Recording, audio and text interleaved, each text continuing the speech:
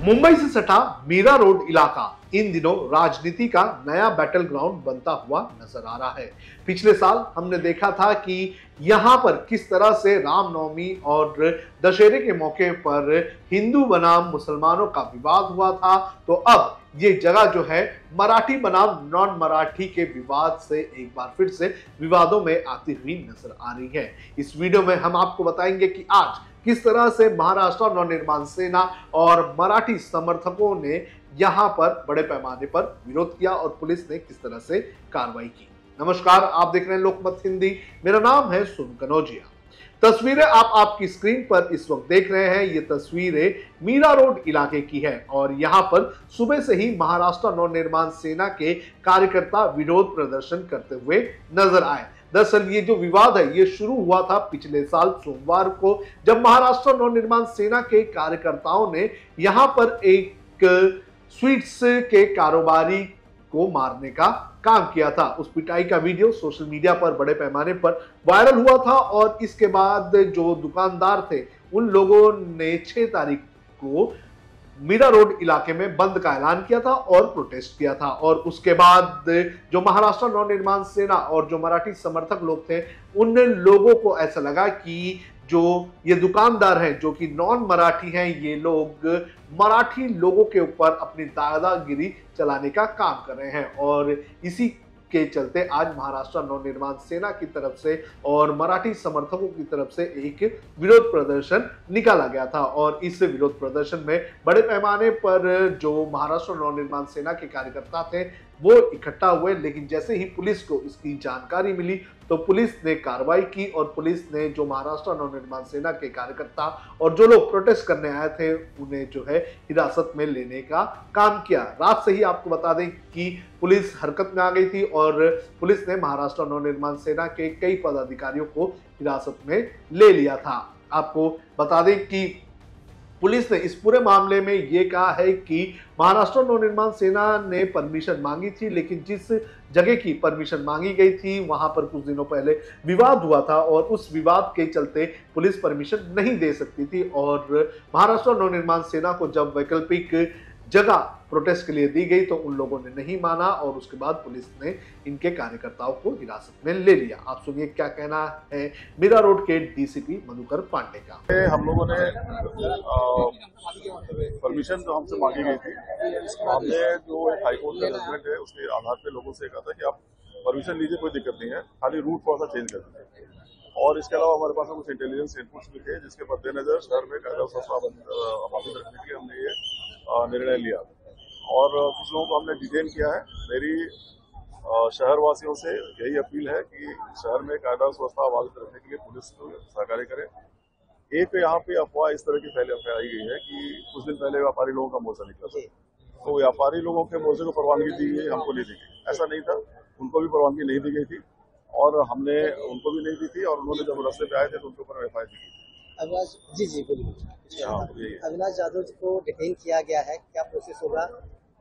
मोर्चा खत्म होने तक उनको हिरासत में रखा जाएगा? कुछ लोगों को हमने डिटेन किया है और कब तक है उसका निर्णय हम लोग लेंगे। ये मेरी कर्म भूमि है, तो पहले मेरा सम्मान बनता है अपनी कर्म भूमि का सम्मान करने का, और उसका अधिकार बनता है। कोई भी इंसान अगर किसी भी भाषा का अपमान करता है तो ये कोई भी सहेगा नहीं। अब ये घर मराठा लोगों का है, ठीक है। अगर मैं ऐसा यूपी का बंदा हूँ, मैं यहाँ के आया हूँ आज से 20 साल पहले कमाने, और आज मुझे यहाँ के लोगों ने इज्जत बख्शी है, यहाँ के लोगों ने सम्मान दिया, यहाँ का मुझे काम दिया है।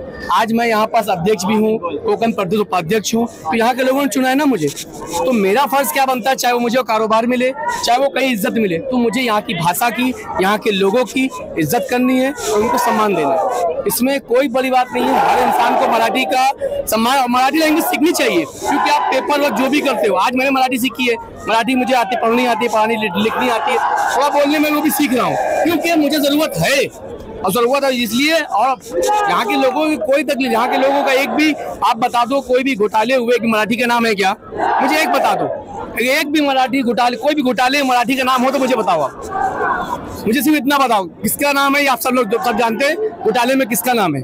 तो महाराष्ट्रियन लोग जो है मराठी से प्यार कर, तो हमें भी प्यार करना चाहिए भाई।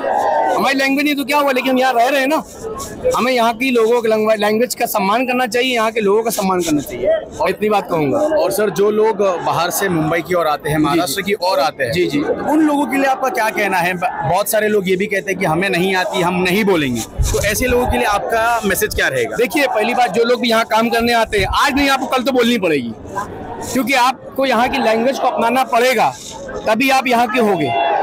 और आपको ये बात जाननी चाहिए कि भाई मराठी बोलने तकलीफ क्या है। हाँ ठीक, कारोबार कर रहा है हर इंसान, मराठी नहीं आती है तो वहाँ हिंदी बोलो, जो भी आती लैंग्वेज, हिंदी हमारी मातृभाषा है, उसका सम्मान है, लेकिन जिस स्टेट में रहते हो वो भी आपकी स्टेट की भाषा है, तो आपको मराठी बोलनी ही पड़ेगी। एक सिंपल सा उदाहरण देता हूँ मैं। मारवाड़ी आदमी जिस राज्य में जाता है, उस राज्य की भाषा को, उस राज्य की संस्कृति को अपना लेता है। मेरे पिताजी 35 साल आसाम में थे। हम जब वहाँ पर जाते थे आसाम में विजिट करने के लिए, तो हम लोग वहाँ पर आसामीज और बंगाली चाव से सीखते थे।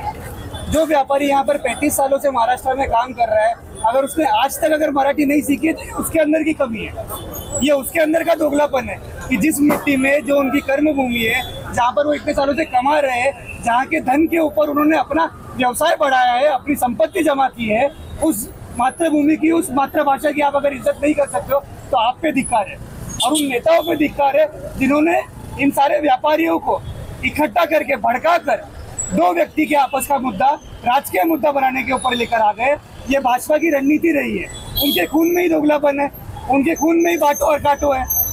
जिन्होंने पिछले, जब अंग्रेजों का साथ देने वाले लोग, वो महाराष्ट्र की संस्कृति का साथ क्या देंगे? इस पूरे मामले पर महाराष्ट्र के मुख्यमंत्री देवेंद्र फडणवीस का भी बयान आया और उन्होंने ये भी बताया कि वैकल्पिक रूट का ऑप्शन दिया गया, लेकिन महाराष्ट्र नवनिर्माण सेना के कार्यकर्ताओं ने उसे एक्सेप्ट करने का काम नहीं किया। सुनिए क्या कहना है महाराष्ट्र के मुख्यमंत्री देवेंद्र फडणवीस का। महाराष्ट्र में किसी भी मोर्चे को इजाजत है, ये लोकतांत्रिक राज्य है, कोई भी मोर्चा निकालना चाहे तो परमिशन लेकर निकाल सकता है, लेकिन जब कोई परमिशन लेता है तो उसका रूट किस प्रकार से होना चाहिए। अगर रूट में कई ट्रैफिक के प्रॉब्लम्स है, अगर रूट में कोई ऐसी जगह है कि जहां पर स्टैम्पिड जैसी अवस्था हो सकती है, कुछ ऐसी चीजें होगी, तो पुलिस रूट चेंज करने को कहती है। तो मैंने जब पुलिस कमिश्नर से पूछा तो पुलिस कमिश्नर ने मुझे कहा कि हमने उनको रूट चेंज करने के लिए कहा था, लेकिन वो एडamant थे कि हमको ये रूट लेना है, इसलिए पुलिस ने उसको नकारा है।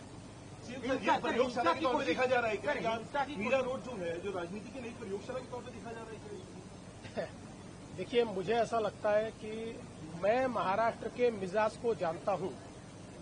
महाराष्ट्र का मिजाज ऐसा है कि इस प्रकार के प्रयोग यहां चलेंगे नहीं। जो मराठी आदमी है वो बड़े दिल का है, क्योंकि भारत पर जब आक्रमण हुआ तो मराठी आदमी ने केवल महाराष्ट्र का विचार नहीं किया, पूरे भारत का विचार किया। इसलिए मराठी आदमी कभी छोटा सोच नहीं सकता, कभी संकुचित सोच नहीं सकता, इसलिए कोई प्रयोग करने की कोशिश भी करे तो नहीं हो पाएगा। आपको बता दें कि महाराष्ट्र में इस वक्त मराठी बनाम गैर मराठी का विवाद चल रहा है और खास तौर पर मुंबई में हमें ये विवाद देखने मिल रहा है। कहा जा रहा है कि ये पूरा विवाद आने वाले बीएमसी के चुनाव को लेकर है, क्योंकि बीएमसी के चुनाव में राज ठाकरे की पार्टी महाराष्ट्र नवनिर्माण सेना जो है वो उम्मीद कर रही है कि उनकी पार्टी का रिवाइवल हो जाएगा और इसी के लिए वो मराठी का मुद्दा उठा रही है। और वहीं दूसरी तरफ जो उद्धव ठाकरे की शिवसेना है वो भी इस लड़ाई में कूदते हुए नजर आ रही है। राज ठाकरे और उद्धव ठाकरे दोनों एक साथ गठबंधन करेंगे, ऐसी भी चर्चा हो रही है। तो कहा जा रहा है कि ये जो पूरा विवाद है, ये विवाद सिर्फ और सिर्फ बीएमसी चुनाव तक के लिए है और जैसे चुनाव खत्म हो जाएगा तो ये विवाद भी खत्म हो जाएगा। लेकिन मीरा रोड इलाके में विवाद जो है मराठी बनाम नॉन मराठी का बढ़ते जा रहा है। आपको क्या लगता है कि कौन करवा रहा है ये और क्यों हो रहा है, और ये जिस तरह से हो रहा है ये कितना सही है? आप हमें कमेंट करके जरूर बताएं।